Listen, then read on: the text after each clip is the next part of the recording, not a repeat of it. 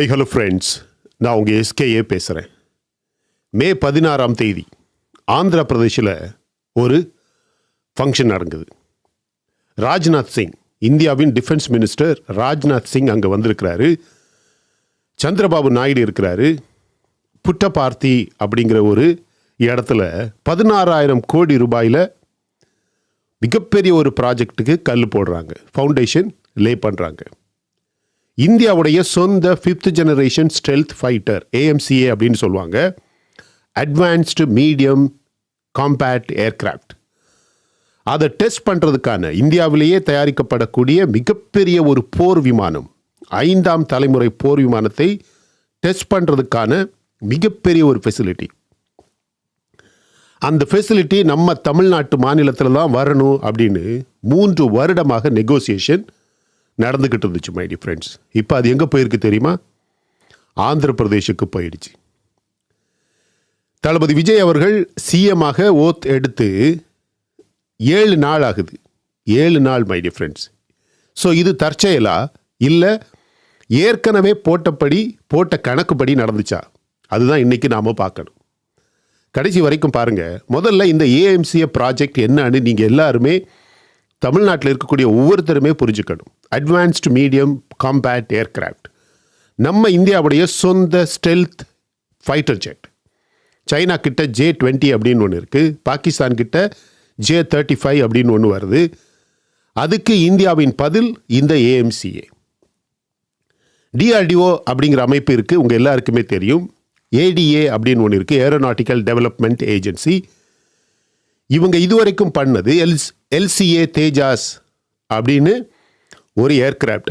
இந்த LCA தேஜாஸை design பண்ணது இந்த ஏரோநாட்டிக்கல் டெவலப்மெண்ட் ஏஜென்சி தான். AMCA அப்படிங்கிற ஃபைட்டர் ஜெட்டையும் டெவலப் பண்ணுறதும் இந்த ADA தான். இந்த ADAவுடைய ஹெட் குவார்ட்டர்ஸ் எங்கே இருக்குது தெரியுமா? பெங்களூரில் இருக்குது. ஸோ பெங்களூரு ஒசூர்லேருந்து வெறும் 35 கிலோமீட்டர். AMCAவுடைய ப்ரோட்டோடைப் 2028-29 ரெடி ஆகணும். 28 ப்ரோட்டோடைப் இதுதான் நம்ம இந்தியா தயாரித்த AMCA அப்படிங்கிற போர் விமானத்தை நான் எல்லாருமே பார்க்க முடியணும். இந்தியாவின் ஏர்ஃபோர்ஸில் 2031 அல்லது 32 இந்த ஃபைட்டர் ஜெட் வானத்தில் பறக்கணும். அதுக்கான டெஸ்டிங் ஃபெசிலிட்டி நம்ம தமிழ்நாட்டிலேருந்து வரப்போகுதுன்னா எவ்வளோ பெரிய விஷயம் தெரியுமா மை டியர் ஃப்ரெண்ட்ஸ்?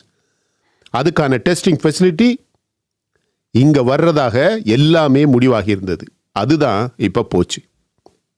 இப்போ ஒரு சில ஃபேக்ட்ஸ் நீங்கள் பாருங்கள் my dear friends. Tamil Nadu propose பண்ணினது என்னன்னா, ஹொசூரில் இருக்கக்கூடிய 3.5 கிலோமீட்டர் ரன்வே. ஒரு ஏர்கிராஃப்ட் கொஞ்ச நேரம் ஓடி டேக் ஆஃப் ஆகணும், அதுதான் ரன்வே, அல்லது லேண்ட் ஆகணும், அதுதான் ரன்வே.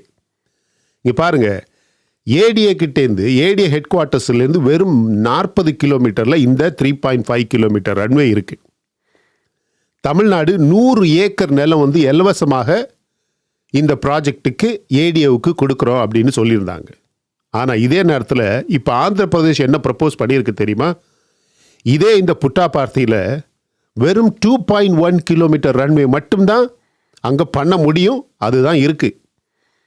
ஸோ இந்த புட்டாபார்த்தி எங்கே இருக்குது தெரியுமா? இந்த பெங்களூரில் இருக்கக்கூடிய ADAயிலிருந்து, ADA ஹெட் குவார்ட்டர்ஸ்லேருந்து 300 கிலோமீட்டர் தூரத்தில் இருக்குது. ரன்வே இத்தனைக்கும் ஹொசூரில் இருக்கிறத விட 1.5 கிலோமீட்டர் குறைந்த ரன்வே. ADA கிட்ட இருந்து 8 மடங்கு தூரத்தில் இருக்குது. நம்ம ஹொசூரை விட 8 மடங்கு தூரத்தில் இருக்குது. DRDO அஃபிஷியலி இதுக்கான எந்த காரணமுமே சொல்லலை மை டியர் ஃப்ரெண்ட்ஸ். இதுதான் நம்ம இந்தியாவில் இருக்கக்கூடிய மிகப்பெரிய ஒரு கேப், மிகப்பெரிய ஒரு ஓட்டை அப்படின்னு சொல்லலாம். இந்த ப்ராஜெக்ட் தமிழ்நாட்டிலேருந்து ஆந்திர பிரதேஷ் போகிறதுக்கான எந்த ஒரு அஃபிஷியல் ஒரு சாலிட் ரீசன் DRDO எதுவுமே சொல்லலை. ஆனால் ப்ராஜெக்ட் ஆந்திர பிரதேஷுக்கு போயிடுச்சு. யோசிங்க ஃப்ரெண்ட்ஸ், தொழில்நுட்பத்தில் தமிழ்நாட்டுக்கு தான் மிகப்பெரிய அட்வான்டேஜ். ஆனால் ப்ராஜெக்ட் எங்கே போயிருக்கு? ஆந்திராவுக்கு போயிருக்கு. ஏன்? சந்திரபாபு நாயுடுவை பாருங்கள், TDPயோட லீடர், பிஜேபியோடைய மிகப்பெரிய ஒரு கூட்டணியில் he is part of the NDA party. எங்கே? ஆந்திர பிரதேஷில். 2024 லோக்சபா எலெக்ஷனில் பிஜேபிக்கு தனியாக மெஜாரிட்டி வரலை. எத்தனை சீட்டு வந்துச்சு? உங்கள் எல்லாருக்குமே தெரியும், வெறும் 240 சீட்டு தான் வந்துச்சு. மெஜாரிட்டிக்கு எத்தனை வேணும்? 272 வேணும். இதே இந்த சந்திரபாபு நாயுடுவுடைய டிடிபி கட்சியின் 16 சீட்டு சேர்ந்த பிறகுதான் இன்னைக்கு சென்டரில் பாரத பிரதமர் மோடி அவர்களின் கவர்மெண்ட்டு தூக்கி நிறுத்தப்பட்டிருக்கு. அந்த 16 சீட்டு மட்டும் போயிட்டுன்னு வச்சுங்களேன், டெல்லியில் இருக்கக்கூடிய கவர்மெண்ட்டு தானாக சரிந்து கீழே விழும். ஸோ சந்திரபாபு நாயுடு கிட்ட அந்த அளவுக்கு சக்தி இருக்கு. அவர் எந்த ப்ராஜெக்ட் கேட்டாலும் நம்ம இப்போ இருக்கக்கூடிய மத்திய அரசு தெளிவாக வாரி கொடுக்கும். ஏன்னா ஹீஸ் இன்டெப்டட். ஒரு பொலிட்டிக்கல், மிகப்பெரிய பொலிட்டிக்கல் கடன் இருக்கு. ஆனால் விஜயை பாருங்க, தளபதி விஜயை பாருங்க, தாவைக்கா கட்சி மேனிஃபெஸ்டோவில் எக்ஸ்பிளிசிட்டாக எழுதியிருக்கு, பிஜேபியோடைய அலையன்ஸ் எப்போவுமே எங்களுக்கு வேண்டாம். பிஜேபி என்பது தமிழ்நாட்டுக்கு தேவையில்லாத ஒரு கட்சி, நாங்கள் எப்போதுமே பிஜேபி கூட கூட்டணி வைக்க மாட்டோம் அப்படின்னு தாவைக்கா கட்சியின் மேனிஃபெஸ்டோவில் மிகவும் தெளிவாக எழுதியிருக்கு. காங்கிரஸ் ஆதரவு கொடுத்ததில்ல, காங்கிரஸுடைய சப்போர்ட் கண்டிஷனும் அதுதான், நீங்கள் தாவைக்கா கட்சி பிஜேபி கூட போகக்கூடாது. அதாவது டெல்லி கிட்ட விஜய் கவர்மெண்ட்டுக்கு எந்த பொலிட்டிக்கல் கடனும் இருக்கக்கூடாது, கடனும் இல்லை. அதனால எந்த லெவரேஜும் இல்லை. முதல் நாள்லேயே அந்த கனெக்ஷன் வருமா வராதா அப்படிங்கிற இந்த நம்பிக்கை கூட துண்டிக்கப்பட்டது.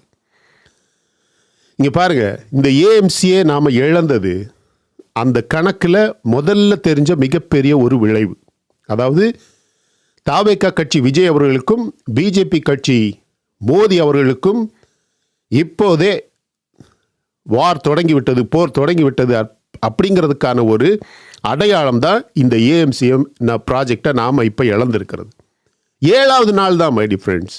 ஆனால் இது ஒரு சாதாரண நிகழ்வு மட்டும் கிடையாது. தமிழ்நாட்டுக்கு இது முதல் முறையாக நடப்பது கிடையாது.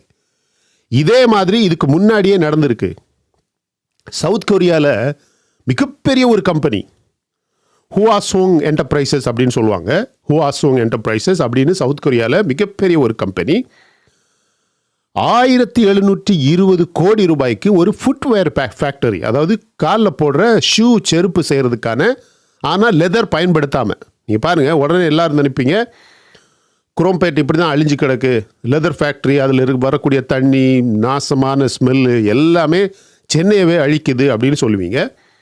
பட் அதுக்கு மாற்றாக தான் இந்த சவுத் கொரியாவில் இருக்கக்கூடிய மிகப்பெரிய ஒரு கம்பெனி ஹுவாசோங் என்டர்பிரைசஸ் இப்போ சென்னையில் இருக்கக்கூடிய லெதர் ஃபேக்ட்ரியில் இருக்கக்கூடிய வேலைகளை விட அதிகமான வேலை எண்ணிக்கையை உருவாக்கக்கூடிய ஒரு வாய்ப்பாக 1720 கோடி ரூபாய்க்கு ஒரு ஃபுட்வேர் ஃபேக்டரி ஏற்கனவே தமிழ்நாட்டு அரசுடன் MOU, அதாவது மெமோரண்டம் ஆஃப் அண்டர்ஸ்டாண்டிங் அப்படின்னு சொல்லுவாங்க, அது சைன் பண்ணியிருந்தாங்க. அப்புறம் திடீர்னு அது ஆந்திராவில் இருக்கக்கூடிய குப்பம் அப்படிங்கிற ஒரு இடத்துக்கு போயிடுச்சு. குப்பம் என்ன அப்படின்னு பார்த்தீங்கன்னா, குப்பம் சந்திரபாபு நாயுடு அவர்களின் சொந்த தொகுதி. அந்த தொகுதியில் தான் அவர் நின்று எலெக்ஷனில் வெற்றி பெற்ற ஒரு தொகுதி. ஒவ்வொரு முறையும் சேம் ஸ்டோரி. தமிழ்நாடு ஆஃபர் பண்ணும், ஆந்திரா அதை இழுத்துக்கொள்ளும். இதுக்கு இடையில் நிற்கிறது யார்? டெல்லி. இந்த ஏஎம்சியில் இந்தியாவுக்கே மிகப்பெரிய ஒரு விலை இருக்கு மை டியர் ஃப்ரெண்ட்ஸ். இது சாதாரண ஒரு இழப்பு கிடையாது. இது எல்லாரும் நினைப்பீங்க, தமிழ்நாட்டிலேருந்து மிகப்பெரிய ஒரு ப்ராஜெக்ட்டு ஆந்திராவுக்கு போயிடுச்சு, சென்ட்ரல் கவர்மெண்ட் இதை வேணுமனே செஞ்சிருச்சு அப்படின்னு. இது தமிழ்நாட்டுக்கு இழப்பு கிடையாது. உண்மையாகவே சொல்கிறேன், இந்த ஏஎம்சிஏ ப்ராஜெக்டில் இந்தியாவுக்கே மிகப்பெரிய ஒரு இழப்பு இருக்குது அப்படின்னு சொல்கிறேன். ஏடிஏ ஹெட் குவார்ட்டர்ஸ் பெங்களூரில் இருக்குது, சவுத் இந்தியாவில் இருக்குது. ஹொசூர், நம்ம தமிழ்நாட்டில் இருக்கக்கூடிய ஹொசூர், அங்கேருந்து வெறும் 40 கிலோமீட்டர் தூரத்தில் தான் இருக்குது மை டியர் ஃப்ரெண்ட்ஸ். பெங்களூர்லேருந்து ஒசூர் வெறும் 40 கிலோமீட்டர் தூரம். இந்த புட்டபார்த்தி 300 கிலோமீட்டர் தூரத்தில் இருக்குது. ஒவ்வொரு முறையும் டெஸ்ட் பண்ணணும் அப்படின்னு இவங்க நினைக்கும் போது என்ஜினியர்ஸ், அதுக்கான தேவையான டேட்டா, எக்யூப்மெண்ட் எல்லாமே 300 கிலோமீட்டர் தூரத்துலேருந்து போகணும். அந்த எக்யூப்மெண்ட், அந்த இன்ஜினியர்ஸ், அந்த டேட்டா சயின்ஸ் எல்லாமே நாம் சொன்ன இந்த புட்டபார்த்தியில் எஸ்டாப்ளிஷ் ஆகி அங்கே இருக்கிறதுக்கான வாய்ப்பு கிடையவே கிடையாது. ஒவ்வொரு முறையும் 300 கிலோமீட்டர் தூரத்துலேருந்து போகணும். அது வெறும் தூரம் கிடையாது, அது அந்த ப்ராஜெக்டின் வளர்ச்சியில் சேர்க்கப்படும் தாமதம். ஸோ ஏஎம்சியோடைய டார்கெட் 2031-32 அப்படிங்கிற இருக்கிற டார்கெட் வந்து ரொம்ப டைட்டாக இருக்குது. சைனாவின் J20 ஆல்ரெடி ஆப்ரேஷனல், அதாவது சப் ஆப்டிமல் இடம் அப்படின்னு சொல்லுவாங்க. இது சப் ஆப்டிமல் ஸ்பீட். ஒரு சப் ஆப்டிமல் இடத்துல ஒரு ப்ராஜெக்ட் நடந்துச்சுன்னா கண்டிப்பாக அதனுடைய ஸ்பீடும் சப் ஆப்டிமலாக தான் இருக்கும். இந்த விஷயத்தில் இந்தியா தோல்வி அடைகிறது. தமிழ்நாடு மட்டும் கிடையாது, மொத்த இந்தியாவின் டிஃபென்ஸ் ப்ராஜெக்ட் தோல்வி அடைகிறது மை டியர் ஃப்ரெண்ட்ஸ். இதன் பின்னணியில் இருக்கக்கூடிய மே 19, மே 20 இந்த கோயம்புத்தூரில் நடக்க போகிற பிஜேபி மீட்டிங் மிக முக்கியமான மீட்டிங். தமிழ்நாட்டில் 2026 பிஜேபிக்கு என்னாச்சு? 27 இடங்களில் போட்டி போட்டு ஒரு இடத்துல மட்டும் வெற்றி பெற்றாங்க.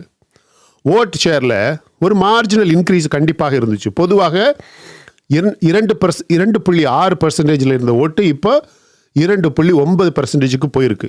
ஆனால் டோட்டல் சீட் கொலாப்ஸ். ஏன்? ஏடிஎம்கே கட்சி, அதாவது எடப்பாடி பழனிசாமியுடன் ஒரு ப்ரீ கண்டிஷன் வச்சாரு. எதுக்கு? பிஜேபி பேச்சுவார்த்தை நடத்தும்போது எடப்பாடி பழனிசாமி சொல்றாரு, அண்ணாமலை இதில் பங்கு கொள்ளக்கூடாது, அண்ணாமலையை நீங்கள் விலக்கணும், அப்புறமா நம்ம அலையன்ஸ் பேசிக்கலாம் அப்படின்னு பிஜேபி கிட்ட சொல்றாங்க. தமிழ்நாட்டில் எத்தனை பேருக்கு இது தெரியும்? பிஜேபி, எடப்பாடி பழனிசாமி, ஏடிஎம்கே இவங்க 2 பேரும் அலையன்ஸ் வைக்கிறதுக்கு முன்னாடி எடப்பாடி பழனிசாமி அவர்களின் முதல் கண்டிஷன், அண்ணாமலையை நீங்கள் அந்த லீடர்ஷிப்லேருந்து விலக்கணும். இந்த எலெக்ஷன் கேம்பெயின்லையும் சரி, பவர் ஸ்ட்ரகிள்லையும் சரி, ஓட்டு ஷேர்லையும் சரி, அண்ணாமலை பங்கு கொள்ளக்கூடாது. தமிழ்நாட்டில் பல ஆண்டுகளுக்கு பிறகு பிஜேபி செய்த மிகப்பெரிய ஒரு தவறு, அந்த ரிக்வெஸ்ட்டை ஒப்புக்கிட்டு அண்ணாமலையை ஏப்ரல் 2025 பிஜேபி கட்சியை விட்டு பவர் ஸ்ட்ரகிளுக்கு எந்த ஒரு தொந்தரவும் இல்லாமல் விலக்குறாங்க. அதுக்கப்புறம் அலையன்ஸை ஃபார்ம் பண்ணுறாங்க. அலையன்ஸும் தோத்துடுச்சு. இப்போ ஏடிஎம்கே சுக்குநூறாக உடஞ்சிருச்சு. இப்போ பிஜேபிக்கு எடப்பாடி பழனிசாமியை திருப்திப்படுத்த வேண்டிய எந்த தேவையுமே இல்லை. இன்னும் தூக்கி எறிஞ்சிருவாங்க. இபிஎஸ்ஸை ப்ளீஸ் பண்ண எந்த தேவையுமே கிடையாது. ஏன்னா இபிஎஸ்ஸை வீக் ஆகிட்டார். அதனால் நான் இப்போ சொல்கிறேன், அண்ணாமலை திரும்பியும் வருவார். அந்த கோயம்புத்தூர் மீட்டிங்கில், இந்த வாரம் நடக்க போகிற கோயம்புத்தூர் மீட்டிங்கில் அது கண்டிப்பாக கன்ஃபார்ம் ஆகும். முன்னாடி ஒரு ஐபிஎஸ் ஆஃபீஸர் அந்த கொங்கு பெல்ட்டில் தாவேக்கா கட்சிக்கு செங்கோட்டையன் எவ்வளவு ஸ்ட்ராங்கோ அதே மாதிரி கொங்கு பெல்ட்டில் பிஜேபி கட்சிக்கு அண்ணாமலை ரொம்ப ஸ்ட்ராங். தமிழ்நாட்டில் பிஜேபியின் நீண்ட ஆட்டத்துக்கு, அது அடுத்த 5, 10, 15 வருடமாக இருந்தாலும் சரி, தமிழ்நாட்டில் பிஜேபி உண்மையிலேயே ஒரு ஆட்டம் போடணும் அப்படின்னு நினச்சிங்கன்னா மிகப்பெரிய நீண்ட ஆட்டத்துக்கு அவர் மட்டும்தான் சரியான முகம். உண்மையாகவே நான் சொல்கிறேன், தமிழ்நாட்டில் வேற எந்த முகமுமே பெருசாக அந்தந்த தொகுதியில் நான் அப்படி, கோயம்புத்தூர் நான் இங்கே, மதுரையில் நான் தான், ஒரு நேஷனல் லெவலாக இருந்தாலும் சரி, தமிழ்நாடு அப்படிங்கிற ஒரு மாநில அளவுலையும் சரி, தலைவர் விஜய் அவர்களுக்கு இணையாக இல்லாமல் இருந்தால் கூட ஓரளவுக்கு போட்டி போடக்கூடிய ஒரே ஒரு முகம், ஒரு நீண்ட ஆட்டத்துக்கு சரியான முகம் அண்ணாமலை மட்டும்தான். 2031 ஆண்டுக்கான தேர்தலுக்கான அடித்தளம் இப்போவே போட்டாகணும். போடலை, திருப்பியும் சேம் கொலாப்ஸ். இன்றைக்கி ஏடிஎம்கே கட்சி நிலைய பாருங்கள். 47 எம்எல்ஏஸ் இருந்தாங்க, அதில் 25 பேர் விஜய்க்கு சப்போர்ட் பண்ணுறாங்க. அவங்க 25 பேருடைய சீட்டையுமே கேன்சல் பண்ணணும் அப்படின்னு எடப்பாடி பழனிசாமி கேஸ் போட்டு அவங்கள விரட்டி ஆன்டி டிஃபெக்ஷன் பெட்டிஷன் இப்போ போட்டிருக்கிறார். ஆனால் ஃப்ரெண்ட்ஸ், அந்த பெட்டிஷனை யார் டிசைட் பண்ணுறது? இவர் ஆன்டி டிஃபெக்ஷன் கேஸ் போட்டு பெட்டிஷன் போட்டிருக்கிறார். அந்த பெட்டிஷனை இனிமேல் டிசைட் பண்ண வேண்டியதே அசம்பிளி ஸ்பீக்கர் தான். தமிழ்நாடு அரசியல் மாறியாச்சு. தாவேகா கட்சியுடைய ஸ்பீக்கர் ஜேசிடி பிரபாகர். எடப்பாடி பழனிசாமி தன்னுடைய 25 எம்எல்ஏஸை அவருடைய தலை விதியை விஜயோடைய ஸ்பீக்கர் கையில் கொடுத்துருக்கிறாரு. அது ஒரு பெரிய தவறான நடவடிக்கை. இந்த கேஸ் எல்லாம் சுப்ரீம் கோர்ட், ஹைகோர்ட் அப்படியெல்லாம் போக முடியாது. இனிமே அரசாங்கம் யார்? தமிழ்நாட்டில் இருக்கக்கூடிய சட்டசபை.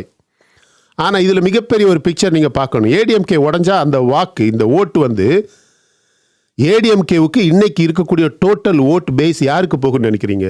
இனிமே பிஜேபிக்கு போகும். அண்ணாமலை அதை தயாராக இருக்கிறாரு, அதை கிராப் பண்ணுறதுக்காக, அந்த ஓட்டை எடுக்க தயாராக நிற்கிறாரு. இந்த கதையில் தான் ஒரு சின்ன சிக்னல். ரஜினிகாந்த் இதே போன வாரம் போயஸ் கார்டனில் மிகப்பெரிய ஒரு நேற்றுக்கு ஒரு ப்ரெஸ் மீட் கொடுக்குறாரு ரஜினிகாந்த் அவர்கள்.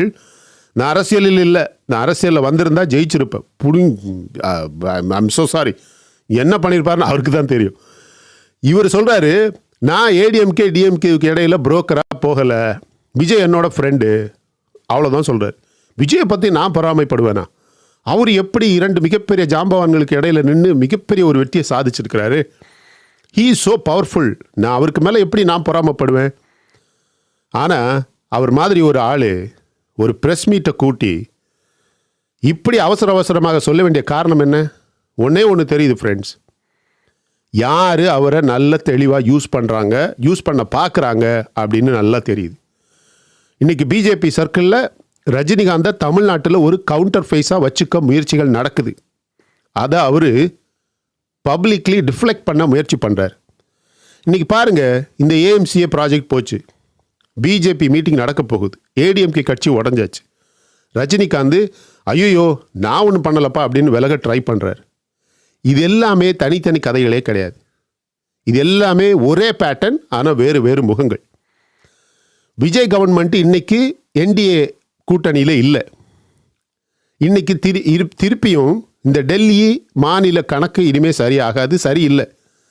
அந்த ஒரு சமன்பாட்டை பயன்படுத்திக்கிட்டு ஒரே நேரத்தில் பல நகர்வுகள் நடக்கு. இப்போ தளபதி விஜய் அவர்களுக்கு என்ன வழி அப்படின்னு நீங்கள் கேட்டிங்கன்னா, பிஜேபி எதிர்ப்பு அந்த எதிர்ப்பு பேச்சுங்கிறது ஒரு தேர்தல் கேம்பெயினில் உதவும். ஆனால் ஆட்சியில் டெல்லியுடைய ஒத்துழைப்பு இல்லாமல், ஃபார் எக்ஸாம்பிள் இந்த 16,000 கோடி ரூபாய்க்கான ப்ராஜெக்ட் போச்சு. பல தலைவர்களை பாருங்கள், அது எம்ஜிஆராக இருக்கட்டும், ஜெயலலிதாவாக இருக்கட்டும், ஈவன் கருணாநிதியாக இருக்கட்டும், எல்லாருமே இந்த ஸ்டாலின் அவர்களை தவிர வேற எல்லாருமே சென்ட்ரல் கவர்மெண்ட் கிட்ட சண்டை போடலை, பேசுனாங்க. இங்கே பாருங்கள், 1984 ராஜீவ்காந்தி வந்தப்போ அலைன்மெண்ட்டை மாற்றினார். தமிழ்நாட்டுக்கு ப்ராஜெக்ட்ஸ் வந்தது. அது ஸ்டேட் கிராஃப்ட். அது எம்ஜிஆரின் ஒரு கிரேட்னஸ். இன்னைக்கு விஜய் கிட்ட 85% ஓட்டு டேர்ன் அவுட்டோட ஒரு மேண்டேட் இருக்குது. தமிழ்நாட்டு வரலாற்றிலே இது ஹையஸ்ட். ஒரு மாரல் அத்தாரிட்டி இன்னைக்கு விஜய் அவர்களிடம் இருக்கிறதுங்கிறது உண்மை. அதை யாருமே மாற்ற முடியாது. அதை வச்சு டெல்லி கிட்ட பிராக்மேட்டிக்காக பேசலாம். ஆனால் பிஜேபியை ஒருபோதுமே நான் நெருங்க மாட்டேன், தீய சக்தி, நான் மோதிக்கிட்ட பேச மாட்டேன், டெல்லிக்கு போக மாட்டேன், அவங்க யார், நான் அப்படி சொல்ல முடியாது. அப்படி சொன்னால் தேர்தலை மட்டும்தான் வெற்றி காண முடியும். ஆட்சி சங்கிலியில் அது நடக்காது. ஏஎம்சிஏ போனது ஒரு தொடக்கம் மட்டும்தான் மை டியர் ஃப்ரெண்ட்ஸ். இனிமேல் பட்ஜெட் செஷன் வரும், சென்ட்ரல் ஃபண்டு இருக்குது, ஸ்கீமுக்கான நிதிகள் இருக்குது. ஒவ்வொரு கட்டத்திலும் இந்த சென்டர் ஸ்டேட் உறவு திருப்பி சோதிக்கப்படும். அதில் தான் விஜய் அவர்கள் எப்படி நேவிகேட் பண்ணுறாருன்னு நம்ம பார்க்கணும். அந்த பதிலில் தான் தமிழ்நாட்டுக்கான அடுத்த 5 வருடம் இருக்குது மை டியர் ஃப்ரெண்ட்ஸ். நீங்கள் சொல்லுங்கள், விஜய் சென்டர், விஜய் பிரதமர் மோடி, இவங்க 2 பேருடைய உறவு எப்படி இருக்கணும் அப்படின்னு நீங்கள் நினைக்கிறீங்க? விஜய் அவர்கள் மத்திய அரசுடன் எப்படிப்பட்ட உறவை வச்சுக்கணும்? தமிழ்நாட்டில் எப்படி வரலாறு மாறப்போகுது? இதுவரைக்கும் தமிழ்நாட்டுக்குள்ளேயே எதிரிகளை விஜய் அவர்கள் எப்படி டீல் பண்ணியிருக்கிறாரு, எப்படி ஹேண்டில் பண்ணியிருக்கிறாரு, அதன் அடிப்படையில் மத்திய அரசை விஜய் அவர்கள் எப்படி ஹேண்டில் பண்ணணும் அப்படிங்கிறத தயவு செய்து கமெண்ட் செக்ஷனில் போடாமல் போயிடாதீங்க. உங்கள் கருத்துக்களை கமெண்ட் செக்ஷனில் போடுங்க. நான் பார்க்குறேன், மக்கள் பார்க்குறாங்க. அதுக்கான ஆதாரங்கள் நிறைய இருக்குது மை டியர் ஃப்ரெண்ட்ஸ். சரியா? இந்த வீடியோ பிடிச்சிருந்தா லைக் பண்ணுங்கள். இன்னும் நம்ம சேனலை நீங்கள் சப்ஸ்கிரைப் பண்ணலைன்னா மற்ற வீடியோஸ் பாருங்கள், உங்களுக்கு கண்டிப்பாக பிடிக்கும். பிடிச்சிருந்தா சப்ஸ்கிரைப் பண்ணால் போதும். Thank you so much my dear friends for watching all my videos and supporting my channel. Until I come back with my next awesome video, it's bye from Suresh. Stay safe, stay positive, stay active and stay fit. And always dream big in your life. நம்மளால் எப்போவுமே எதையுமே எங்கேயுமே சாதிக்க முடியும். And as I always say, please take care of your parents at your home. உங்கள் அப்பா அம்மாவை உங்கள் வீட்டிலே வச்சு நல்ல சந்தோஷமாக பத்திரமா பாதுகாப்பாக பார்த்துக்குங்க my dear friends, because it's very, very, very, very, very important. Thank you.